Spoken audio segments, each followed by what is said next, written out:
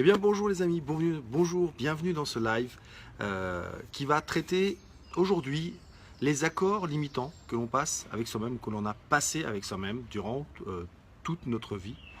Euh, donc, quels sont ces accords limitants et comment est-ce qu'ils arrivent dans notre vie? Bonjour, ici JP, le leader coach en développement personnel durable, fondateur du programme Rends ta vie sublime et du programme Sublimer vos relations. Donc, ces accords limitants, d'où est-ce qu'ils viennent? Comment est-ce qu'ils arrivent dans notre vie? Il y a un excellent livre qui peut vous aider à aborder les accords, c'est les 4 accords Toltec. Alors, comme pour toutes les lectures que je vous donne, ce n'est pas une Bible. Je ne dis pas que c'est la chose essentielle dans la vie et qu'il n'y a que ça. Je dis simplement que il y a des choses dans ce livre qui peuvent vous permettre de mieux vous découvrir, de mieux connaître la force qu'a peut avoir un accord. Et dites-vous bien qu'un accord que vous passez avec vous-même, appelons ça si vous préférez une croyance limitante. Pour moi, je parle aujourd'hui des accords qui sont limitants et dont vous avez besoin de vous séparer pour pouvoir avancer dans votre vie. Donc, un accord, ça peut être un mot que vous avez entendu quand vous étiez petit, ça peut être une phrase qu'on vous a répétée. Je connais, il y a David Lefrançois qui, en conférence il y a 15 jours à Québec, disait que tout petit, on lui a toujours dit « Toi, de toute façon, t'es timide. Toi, de toute façon, t'es timide. » Du coup, il a intégré cette chose-là en lui, comme quoi il était timide. Et à un moment donné dans sa vie, il s'est dit « Non, moi, je vais rompre cet accord. Je ne suis pas timide. Je vais tout faire pour ne plus être timide. » Donc, vous voyez bien que les accords que l'on pose dans notre vie, ne viennent pas forcément que de nous directement, ils peuvent venir aussi de l'extérieur. Mais en tout cas, à tout moment, ça veut dire qu'on a dit oui à cette chose. On a accepté que cette chose était vraie pour nous et on a passé un accord avec nous-mêmes. Ça prend un millième de seconde. Le hic, c'est que pour défaire cet accord, ça prend un petit peu plus de temps. Et c'est à travers un ou deux exemples aujourd'hui que je vais vous donner et un exercice. Donc si vous n'avez pas encore un petit papier, un petit crayon près de vous, je vous encourage à vite quitter la vidéo 30 secondes, à aller chercher un papier, un crayon, de quoi noter. Il n'y a pas besoin que ce soit un cahier, juste une petite feuille, parce que je vais vous faire quelque chose d'ici 2 à 3 minutes qui fait partie de comment pouvoir se débarrasser d'un accord. Alors, une fois encore, je vous le dis, ce n'est pas un outil miracle. Ça va marcher pour certains d'entre vous. Pour d'autres, il faudra faire d'autres choses, peut-être plus puissantes. Peut-être qu'il faudra faire un travail sur soi avec un spécialiste et que dans ce cas-là, le coaching n'est pas assez puissant pour vous. Sachant que, je le répète, le coaching, c'est pas quelque chose qui peut vous réparer. C'est quelque chose qui vous permet d'avancer. Et ce n'est qu'une aide. Je rejoins certaines personnes du développement personnel qui dit que la personne qui est devant vous et qui vous accompagne n'est pas celle qui va vous donner la solution miracle. La solution miracle, elle vient de votre intérieur à vous. Et je vous parlais des 4 accords Toltec et je vais vous raconter une petite anecdote. Il y a 2 ans, celui qui a écrit les accords Toltec était en France pour donner des conférences, donc Miguel Ruiz. Et ça faisait 2-3 jours qu'il était dans Paris et il entendait beaucoup les gens se plaindre, dire oh, on n'y arrivera pas, c'est pas possible, c'est la fin, c'est pourri, ça rien ne marche, etc. Et donc il rentre dans cette salle où il y avait plus de 500 personnes et il commence sa conférence comme ça. Il dit je suis très en colère. Je suis très en colère contre vous. Et je vais vous expliquer pourquoi je suis en colère. Depuis que je suis arrivé à Paris, je ne vois que des losers. Vous vous prenez pour des losers, vous dites que vous êtes des losers. Alors je suis très très en colère parce que c'est pas vrai. C'est pas vrai, vous n'êtes pas des losers. Et je vais vous expliquer pourquoi vous n'êtes pas des losers. Très simplement. Parce que la première chose que vous avez fait dans votre vie, c'est de gagner. Alors évidemment, vous imaginez l'assistante, et c'est ma femme qui m'a raconté cette anecdote parce qu'elle était dans la salle, tout le monde se regarde, elle dit mais qu'est-ce qu'on a fait, moi personnellement j'ai pas dit que j'y arriverais pas, et tout le monde se dit mais qu'est-ce que j'ai gagné en premier dans ma vie? Et bien c'est très simple, il leur explique, il leur dit, vous avez commencé votre vie en gagnant la plus grande course qu'il existe au monde. Vous êtes arrivé le premier spermatozoïde avant tous les autres, et c'est vous qui avez fécondé l'ovule. Donc vous avez commencé votre vie par être un winner, vous avez commencé en gagnant, en réussissant. Donc c'est inscrit en vous, vous avez la victoire en vous, vous avez la réussite en vous. Le seul qui peut empêcher que cette réussite existe, c'est vous. Donc rappelez-vous, vous savez, tout en haut de la pyramide où on met ce qu'on veut faire, je veux créer un blog, je veux trouver l'homme de ma vie, la femme de ma vie, je veux construire une famille, je veux. Moi déjà, je vous dirais je vais. Eh bien, rappelez-vous qu'au-dessus, c'est moi. Et que le premier qui peut permettre ou qui peut empêcher que ça arrive, c'est vous. Il y a besoin que vous soyez conscient que vous êtes la seule personne, la seule chose sur laquelle vous avez du pouvoir, c'est vous-même. Tout le reste autour, vous ne maîtrisez pas, vous n'avez pas de pouvoir dessus. Donc, commencez par déjà être conscient que vous avez réussi quelque chose dans la vie, c'est d'avoir gagné cette course. Et puis, j'ai envie de vous donner sur ce même plan une deuxième anecdote. Alors, on l'aime ou on l'aime pas, c'est un humoriste qui explique ce moment de la vie. Finalement, quand on regarde bien, pour arriver à naître, on accomplit quand même quelques performances. Quelle est la problématique aujourd'hui des gens? Ils n'arrivent pas à sortir de leur zone de conscience. De confiance, oui c'est ça, de confort. Hein. Ils ont du mal à sortir de la zone de confort pour aller vers autre chose, pour changer. Ça c'est une chose. Et ils ont du mal avec les obstacles. Dès qu'il y a un obstacle, ils ont tendance à reculer, à se dire que c'est terminé, à lâcher prise, à se comporter en loser, comme dirait Miguel Ruiz. Eh bien, dites-vous quand même que pour naître, d'abord et d'une, vous quittez une zone de confort. Vous êtes bien dans un liquide amniotique qui vous nourrit dans le ventre de la maman, vous êtes au chaud, confortable, etc. Et d'un seul coup, vous sortez de là-dedans parce que c'est le moment de sortir et vous sortez de cette espèce de zone de confort. Donc vous avez déjà réussi à sortir de la zone de confort parce que là où vous allez, vous ne savez pas du tout comme c'est. En plus, pour aller naître, il va quand même falloir forcer, sortir. Des fois même on vous aide à sortir parce que tellement c'est compliqué. Donc là encore, petit exploit physique, vous arrivez à sortir de cette zone par un endroit très étroit et c'est pas facile. Parce que j'entends souvent dire les gens qui disent oui c'est vrai, on peut changer mais c'est pas facile. Non, je vous le dis, ça je vous confirme, je suis d'accord avec vous. C'est pas facile. C'est jamais facile. D'ailleurs facile, c'est un mot que j'ai enlevé de mon vocabulaire. Je ne l'utilise plus pendant le coaching, je ne dis jamais facile, je ne dis jamais simple. Pourtant je sais qu'il y a des choses qui sont simples. Mais oui, changer, c'est difficile. Sortir de sa zone de confort, c'est des fois violent, c'est des fois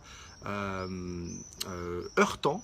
Et je vais vous dire quelque chose. Salut mon titi. Oh, il y a mon fiston qui est en direct. Alors j'en profite, je fais un petit coucou. Je t'aime mon amour. Donc oui, sortir, c'est difficile. On rencontre des obstacles, on a des efforts à faire. Et pourtant, on y arrive. Et c'est pas fini, la naissance. Non seulement vous sortez d'une zone confortable, vous allez vers l'inconnu, vous ne savez pas vers quoi vous vous dirigez, vous y allez par un espace qui est compliqué, et quand vous arrivez, pour peu que les choses soient bien faites, vous avez un cordon ombilical qui peut vous entourer le cou, qui peut vous étouffer. Donc, et puis si tout va bien, on vous met une claque sur le cul aussi pour faire circuler le sang. Donc vous voyez quand même que l'arrivée, elle n'est pas... Et pourtant, vous avez réussi, vous êtes là. Aujourd'hui, vous êtes en train de regarder cette vidéo, vous êtes en train d'utiliser les outils pour vous développer. Donc vous avez quand même réussi dans les 3 premières minutes de votre vie, un maximum de choses. Et vous avez survécu à la claque sur le cul. Vous êtes aujourd'hui une grande personne, épanouie ou moins épanouie, mais en tout cas vous êtes là, donc vous avez quand même survécu à plein de choses. Donc vous voyez que vous êtes capable. Donc j'avais envie de vous raconter ces 2 anecdotes, parce que il me semble que vous devez garder à l'esprit que en vous, c'est inscrit que vous savez réussir. Vous réussissez dans votre vie. Donc, il y en a plein qui arrivent là en ce moment. Je vous encourage à aller voir le début de la vidéo pour bien comprendre l'anecdote que j'ai racontée. J'ai raconté que en chacun de nous est inscrit la réussite parce qu'on a réussi dès notre naissance, voire même avant notre naissance. Donc, je remets dans le contexte, comme ça tout le monde peut saisir les choses. D'ailleurs, je salue les Québécois qui sont présents avec nous, hein, comme souvent, comme tous les jours, j'ai envie de dire. Donc, j'en étais, voilà. Vous avez réussi plein de choses, c'est inscrit en vous. Sachez de temps en temps vous reconnecter à ça et vous dire « Waouh, mais qu'est-ce que j'ai réussi dans ma vie ?»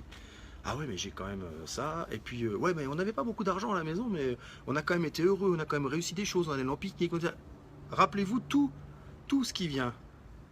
Tout ce qui vient, rappelez-vous que vous avez réussi des choses. Donc, une fois ça, parlons des accords. Il va y avoir, suite à cette naissance finalement, plein de choses qui vont se passer dans votre vie. Vous allez faire des rencontres, vous allez entendre des choses, même en étant enfant, je dirais, jusqu'à l'âge d'adolescent, vous allez entendre des choses dans votre maison. Vos parents vont s'exprimer, ils vont dire des choses, votre famille va s'exprimer, les amis, vos copains à l'école vont s'exprimer, et ils vont dire des choses sur vous, et ils vont dire des choses sur les autres. Et tout ça, ça va s'ancrer. Et vous allez avoir tendance à prendre des choses qui sont pour vous, et qui en fait, aujourd'hui, dans votre vie, ne vous correspondent plus. Même l'éducation de vos parents. Il y a des choses qui leur appartiennent, mais qui ne vous appartiennent plus aujourd'hui. Et la deuxième partie de cette vidéo, je vais vous raconter une autre anecdote pour que vous compreniez comment on peut se débarrasser. C'est une technique, je le rappelle, attention, ce n'est pas le miracle, hein, ça va marcher pour certains, ça ne marchera pas pour d'autres.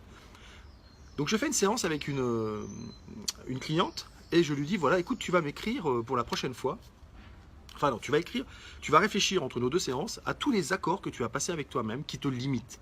Je suis pas capable de faire ci, je suis pas bonne dans ça, j'y arriverai jamais. De toute façon, on m'a toujours dit que ah mais j'ai toujours été comme ça, donc je changerai pas. Tous ces accords que vous vous dites. Hein. Ah, on m'a toujours dit que j'avais une mauvaise voix, alors que ça fait 2 ans que tout le monde vous dit mais tu devrais chanter, etc. Donc tous les accords que vous avez passés avec vous-même, vous allez les écrire sur une feuille. D'accord? Vous allez faire 2 colonnes. Vous allez mettre une colonne où c'est les accords que vous avez envie de garder, et une colonne, ceux que vous ne voulez plus. Et si jamais vous ne savez pas, vous faites une 3e colonne au milieu et dire je ne sais pas encore. Et puis vous réfléchirez, vous choisirez. Et puis une fois que vous avez fait ces accords, et là je vous demande de prendre 15-20 secondes. Parce que je suis sûr que quand j'ai prononcé le mot, les accords que vous avez passés avec vous, les choses qu'on vous dit quand vous êtes petite, l'éducation, vous avez eu des trucs qui sont venus. Vous vous êtes dit, ah oui, ah ouais, moi c'est vrai, j'ai ça, je suis tout le temps en train de me répéter ça. Je suis tout le temps en train de me limiter, je suis tout le temps... Là, laissez venir ce qui vous est venu en premier, parce que souvent ce qui vient comme ça, instantanément en premier, c'est les choses les plus marquantes qui nous arrivent, c'est les choses qui nous arrivent tous les jours. Et vous allez en écrire un sur un papier, d'accord? Je vais vous dire après ce que vous allez faire. Vous écrivez cet accord que vous venez de trouver, qui vous pourrit la vie en ce moment, et vous l'écrivez sur un papier. Donc peut-être, j'avais une cliente ce matin au téléphone qui me disait, non, mais moi, on m'a toujours dit qu'il fallait pas déranger. Moralité, aujourd'hui, elle n'arrive pas à être authentique et à s'imposer parce qu'elle a cette espèce de croyance qu'on ne doit pas déranger les autres. Sauf que pour le changement, j'ai envie de dire, déranger les autres, et Jean, tu ne me contrediras pas là-dessus, ça sert à quelque chose.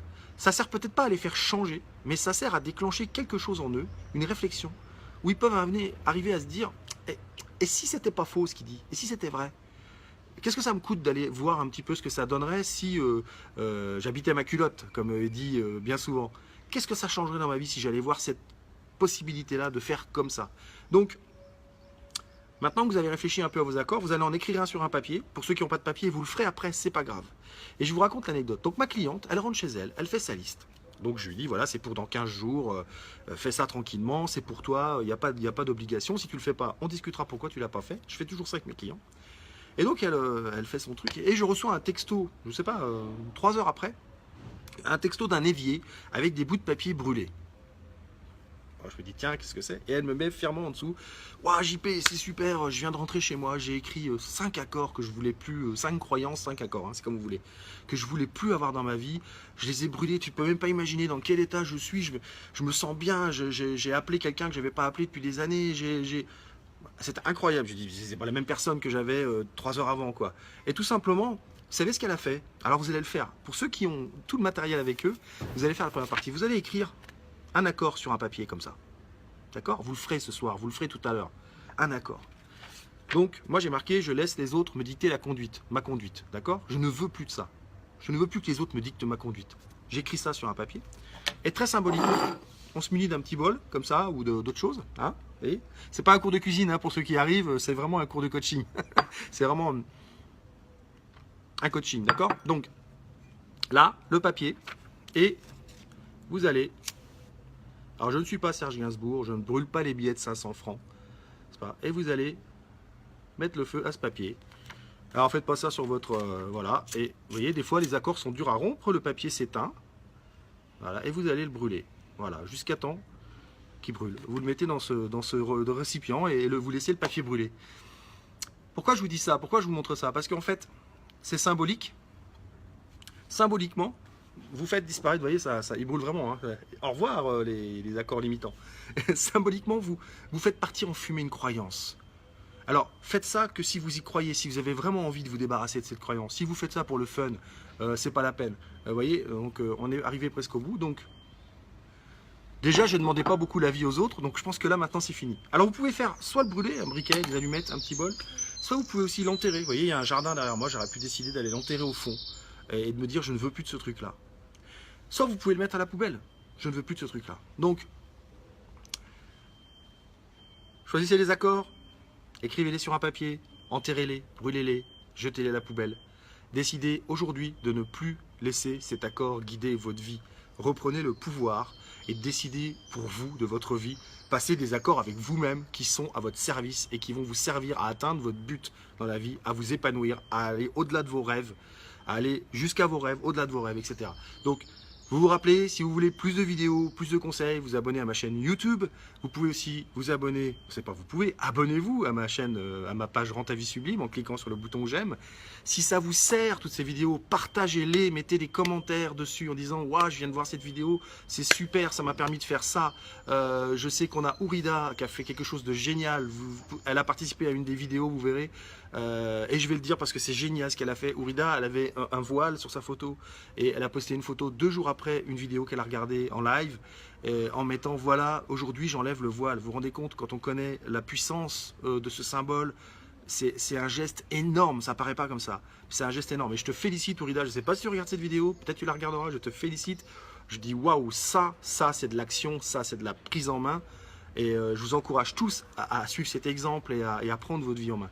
Voilà, donc n'oubliez pas, likez ma page, partagez, commentez, échangez entre vous dans les commentaires, c'est ça qui est génial. Et je vous dis à demain pour un nouveau live. Et oui, il y aura une surprise, sûrement un live en soirée dans la semaine ou dans la semaine prochaine. À demain.